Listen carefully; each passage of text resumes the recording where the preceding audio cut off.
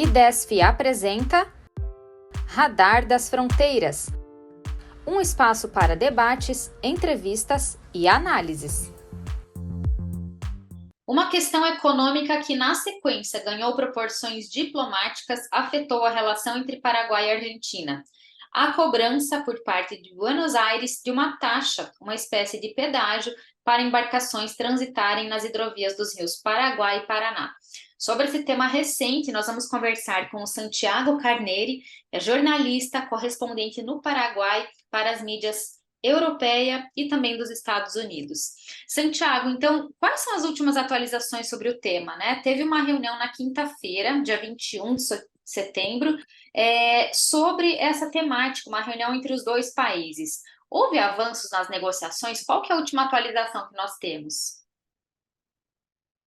Perfecto. Hola Eloísa, un placer estar aquí contigo. Gracias por el espacio y por preocuparse un poco por Paraguay, que no es tan habitual. En cualquier institución internacional suele olvidar hablar de Paraguay. Y aquí está habiendo, como bien dijiste, un conflicto económico, diplomático entre dos países hermanos, ¿verdad? Y justamente las últimas noticias que te puedo contar son incluso de hoy mismo, en donde estamos pendientes de una reunión en Buenos Aires, en donde se va a discutir supuestamente a nivel técnico, como dicen aquí, cuando se refieren a una ideología conservadora, cuando se refieren a ideologías socialistas o progresistas o de izquierdas, ahí lo llaman discusiones políticas, ¿no? Entonces, en el neolenguaje que usan los políticos de Argentina y de Paraguay, estamos ahora en una discusión técnica en la cual Argentina propone reducir esa tasa que ha estado cobrando de forma cuanto menos irregular, ¿no? Como lo han dicho los otros miembros del Mercosur en un comunicado hace no mucho en el que apoyaron a Paraguay. Pero Argentina no cede en este momento, como mucho ofrece debatir el monto, la cantidad de ese peaje que cobran no al Estado paraguayo, que eso es muy importante porque hay veces que se confunden los intereses de los estados con los intereses de las corporaciones y creo que no son los mismos. El peaje se le cobra a las empresas que trasladan, importando o exportando en general materias primas, ¿no? Es decir, en el caso de la importación paraguaya es gas, combustible que viene de Argentina, que viene para toda la industria automotriz de Paraguay. Y en el caso de la exportación es muy parecido a Brasil en ese sentido, es la soja y la carne que tiene que salir y obviamente pues son unas pocas empresas en concreto las que se dedican a esa actividad y obtienen beneficios escandalosamente grandes por esas actividades y a las que Argentina, un Estado, sí, en este caso, les está cobrando un peaje. Entonces, la discusión aquí en Paraguay es tremenda porque han hecho de esto una especie de cruzada nacional, ¿no? Es decir, desde el gobierno, hay un nuevo gobierno, que esto, si quieres, lo podemos abordar más adelante, está usando este tema a nivel nacional para alentar este patriotismo que sirve para ocupar portadas de periódicos, incluso de periódicos opositores, porque aquí la oposición también tiene grandes intereses en esas mismas corporaciones que dominan las materias primas, las exportaciones y las importaciones. Aunque sean de un distinto partido, son también dueños de las grandes productoras de ganado o lo que aquí llaman frigoríficos, o son los dueños de las exportadoras de granos, que implican una logística muy grande, porque implica tener puertos en los ríos, implica tener contratos más allá del mar. En fin, no sé si estoy haciendo muy larga la respuesta, dime tú. Y por último, la actualización también es que Paraguay no cede. O sea, el presidente paraguayo se refiere a este tema continuamente y ayer mismo volvió a hablar de ello y no quiere ceder y está bien. En realidad hay un tratado internacional, hay dos en realidad, que rigen esta cuestión y los dos dan a la razón a Paraguay y tiene que haber un debate inmediato sobre ese peaje, ¿no? Por otro lado, lo que yo escucho desde Argentina, a mis colegas, es que Argentina no tiene en principio ninguna intención de sacarlo porque hay una necesidad de divisas enorme y este peaje se cobra en dólares, mientras que a las embarcaciones argentinas se le cobra en pesos, ¿no? 1,47 pesos me parece, y 1,47 dólares a las paraguayas. Pero lo cierto es que, otra vez, las empresas paraguayas tienen el guaraní, que es una moneda estable, que tiene una inflación controlada, no sé, no es muy distinta a la de otras monedas de por ahí. Lo que pasa es que, claro, ¿quiénes están pagando esos peajes? El común de los ciudadanos paraguayos que se levanta todos los días a trabajar y va a su empleo, o un empresario que además de ser dueño de una empresa de exportación de granos, también es dueño de miles de hectáreas de tierra, también es dueño de edificios en Miami, también es dueño de cuentas opacas en Suiza o en fin. Eh, entonces, bueno, es un conflicto más profundo que lo que plantean los políticos, me parece. Perfeito. Pois é, essa cobrança teve início já no dia 1º de janeiro desse ano, né? Por que que o tema ficou, né, ficou tão robusto só agora, né? Já mais da metade do ano? Tal cual, o sea, hay una cuestión que es política paraguaya, que es muy difícil de entender desde fuera porque, claro, hay que estar siguiendo acontecimientos que no influyen tanto en el devenir de la geopolítica regional ni tampoco mundial, hasta que un día explota todo y afecta, ¿no? Como es este caso. Y realmente viene la queja de estas grandes empresas y de estos grandes, vamos a llamarlo, líderes empresariales paraguayos, que también forman parte del Partido Colorado principalmente, que es el partido que lleva en el gobierno desde hace unos 74 años, con la excepción del gobierno de Fernando Lugo, que fue de 2008 a 2012, porque terminó con un golpe de Estado blando, un impeachment, como conocen bien en Brasil. Y realmente, desde que cambió el gobierno, o que el gobierno ganó las elecciones, porque hubo unas elecciones aquí en abril, el 30 de abril ganó de nuevo el Partido Colorado, pero ganó una facción rival de la que estaba gobernando. Estaba gobernando Mario Abdo Benítez, que es un descendiente directo, así es, el hijo del secretario privado del dictador Alfredo Stroessner, que fue el terrorista, violador de niñas, pedófilo, que gobernó Paraguay desde 1954 hasta 1989.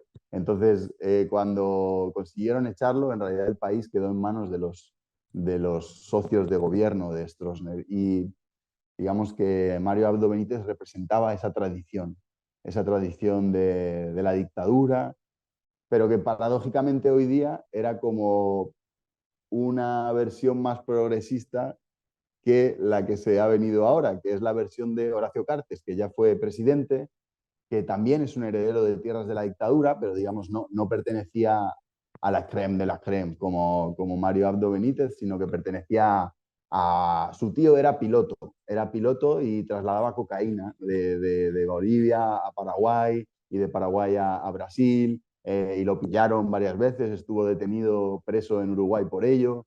Entonces Horacio Cartes aprende muy pronto a volar avionetas Cessna, que son las que usan los narcos en todas las series de Netflix. Aprende muy pronto a crear una empresa sin esfuerzo, a lavar dinero, se va a la cárcel por ello. En plena dictadura lo meten a Horacio Cartes en la cárcel de Tacumbú, aquí, que es la cárcel más peligrosa de Paraguay, por un cambio de divisas a su favor, como lo que hacen mucho ahora en Venezuela y en Argentina, muchos empresarios que se roban el dinero del cambio favorable, ¿no? Y él lo hizo y fue tan tonto que lo agarraron. Pero como su tío era heredero de la dictadura y él había ido a colegios internacionales muy caros, tenía muchos amigos y lo sacaron pronto de la cárcel. Y con todas esas fortunas acumuladas, con las tierras heredadas, Horacio Cartes se convierte en una especie de Macri de Paraguay, ¿no? En un gran empresario que es dueño de tabacaleras, dueño de bebidas, dueño de y ahora de grandes medios de comunicación. Ahora es el dueño de un tercio de los 3 grandes medios de comunicación que hay, pues es el dueño de un tercio.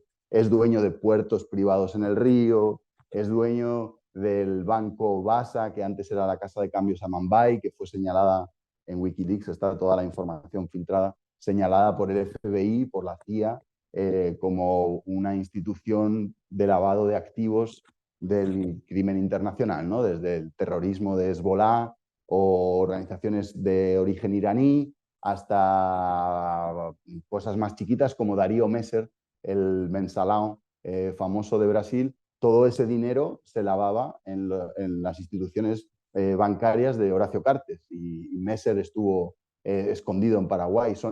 Darío Messer y Horacio Cartes son hermanos del alma, se criaron juntos. El padre de Darío Messer fue una especie de padrino de Horacio Cartes, ¿no? Entonces, están muy relacionados. O sea, Paraguay siempre ha sido la máquina del lavado de dinero de las grandes fortunas de Brasil, Argentina, y continúa siéndolo. Entonces, todo tiene relación también con quiénes son hoy los dueños de esas grandes empresas, ¿no? Son los que durante los 80s y 90s pudieron hacer un entramado de lavado de dinero muy grande, porque si no, ese dinero obviamente no lo puedes utilizar, ¿no? Ok. E se esse tema realmente for discutido no âmbito do Tribunal do Mercosul, né, como é que pode ficar a situação da Argentina? La verdad que aquí te voy a ser sincero, yo no tengo mucho conocimiento sobre cómo se rige ese tribunal ni sobre el reglamento. Creo que no soy la persona idónea para pensar cómo puede ser el resultado. Lo que creo es que sí que hay 2 tratados que es obvio y que están ahí y que por eso los demás socios del Mercosur, casi yo te diría sin tener mucho conocimiento de lo que está pasando, pero en sus países, porque seguro que los técnicos y diplomáticos sí que lo saben, pero sacaron un comunicado en el que apoyan a Paraguay, cuando normalmente, ya sabes, en el Mercosur no hay mucha unidad. No es muy difícil que se pongan de acuerdo las instituciones mismas, ¿no? Entonces, oye, Argentina tiene que recular, eso está claro, o sea, tiene que dar marcha atrás, tiene que hacer algo de común acuerdo. Ok, te estás encargando del dragado de los ríos, te estás encargando, porque esto no sé si se comenta porque ustedes tienen mar y no están acostumbrados, pero aquí para transportar las cosas por el río, con las tremendas balsas estas que llevan toneladas y toneladas de granos, toneladas de carne, el río va perdiendo profundidad. Sufre un deterioro medioambiental gigantesco el río por el combustible. Nadie se puede bañar aquí en el río Paraguay. El río Paraguay es hermoso, pero está contaminado.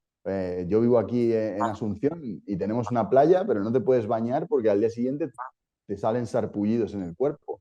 Entonces, por eso le llaman hidrovía, porque es constante el viaje de mercancía, ¿no?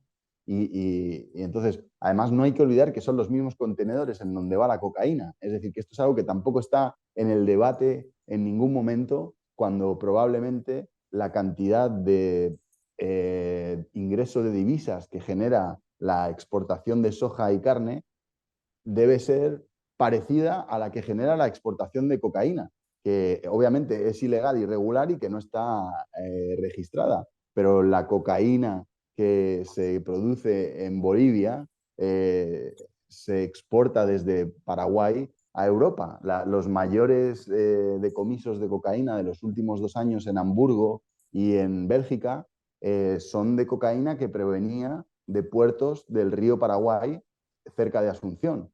Y algunos son dueños de los mismos empresarios que hemos estado hablando antes. Entonces, yo creo que es importante que Argentina dé marcha atrás, pero es importante que haya una mayor difusión de la profundidad del conflicto que maneja este río, estos ríos, ¿no? El Paraná y el Paraguay, porque se mueve mucho más que solo gas. Uhum. Pois é, o Brasil, Uruguai, né, e outros países se juntaram, inclusive ao Paraguai, meio que condenando a atitude da Argentina de fazer essa cobrança de forma deliberada, né? Qual a saída que o senhor acha que a Argentina vai encontrar aí durante as negociações para retomar a questão diplomática com esses países? Enfim, O senhor comentou agora, né, sobre a Argentina dar um passo atrás aí. Qual que o senhor acha que vai ser a saída da Argentina para essa situação?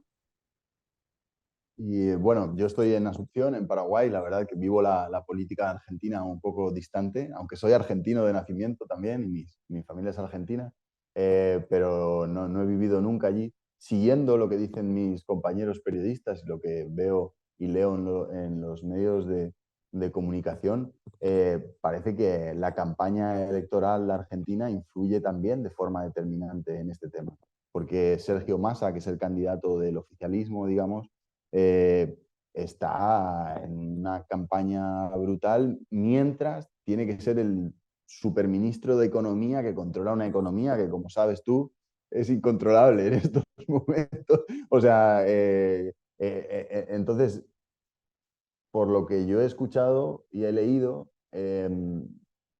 casi esta tasa o este peaje en el río para Argentina es una cosa más. Es decir, no es algo tan importante siquiera. De hecho, creo que son 48 millones de dólares, que creo que estamos hablando de una ridiculez para los presupuestos que mueven tanto estas corporaciones, que a veces son más grandes que algunos estados, como para estados grandes como Argentina o Brasil, en los que, bueno, sí, claro que 48 millones de dólares es muchísimo dinero, pero estamos hablando de presupuestos o de productos internos brutos de miles de millones de euros, no de dólares, no de 48. Entonces tampoco es, pero como Argentina tiene este problema con la divisa, con el dólar, necesita meter dólar por donde sea, pues esta ha sido probablemente una de las medidas desesperadas para ingresar divisa de algún lado y se la están clavando a corporaciones que al fin y al cabo el dueño vive en Sao Paulo, como el frigorífico JBS, o el dueño vive en Miami, como la empresa de Monsanto o Bayer. O sea, al final, te diría la verdad, si lo pensamos todos con un poquito de corazón sudamericano y de sometidos a un imperialismo económico del norte de Estados Unidos y de Europa, bueno, la verdad que a quien se le puede cobrar un peaje y a quien le deberíamos cobrar muchos más impuestos, en realidad, es precisamente a esas grandes corporaciones, ¿no? Que no digo que esta sea la forma y que el fin no justifica los medios, entonces hay que buscar una forma de común acuerdo entre el Mercosur para que alguien se encargue del dragado de los ríos, de que los ríos se mantengan para que pueda ser una infraestructura viable para la exportación, que además haya una conservación medioambiental coherente, porque si uno cruza la frontera con Paraguay, vas a ver que es como el Mato Grosso brasilero en los 90. Aquí hay una depredación, destrucción, deforestación continua que es brutal. Entonces el río Paraguay está pelado también. Alrededor del río Paraná hay un desarrollo urbanístico ahora en el lado de Paraguay descontrolado que también va a afectar de forma directa al estado ambiental del río. Y bueno, ojalá este conflicto sirva para considerar todas estas cuestiones también. Perfeito, Santiago. Obrigada pelos esclarecimentos, pelas reflexões também, né? Não é puramente a questão hidrovia, né? Existem outras questões complexas que fazem parte desse tema. Muito obrigada pela entrevista e até uma próxima oportunidade. Muito obrigado a você, Heloísa. Até mais. IDESF apresentou Radar das Fronteiras. Veja mais conteúdos nas nossas mídias sociais. Estamos no YouTube, Instagram, LinkedIn e Facebook. Nos vemos lá!